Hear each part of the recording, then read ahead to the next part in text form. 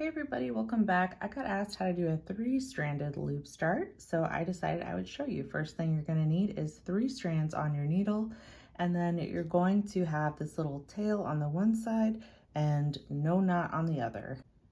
Okay, once you have your needle threaded, you're going to make your first stitch, and we're going to do a horizontal stitch. So insert your needle, and we're going to leave a little bit of a tail here. And then we're going to go into this next square, pull up, and you can hold that just to make sure it stays in place. You're going to put the needle back through that same hole. And this is the actual loop.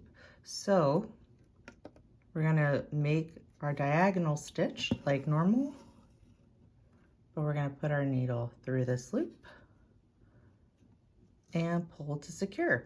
Then you're going to put the needle back through that same hole to secure the knot,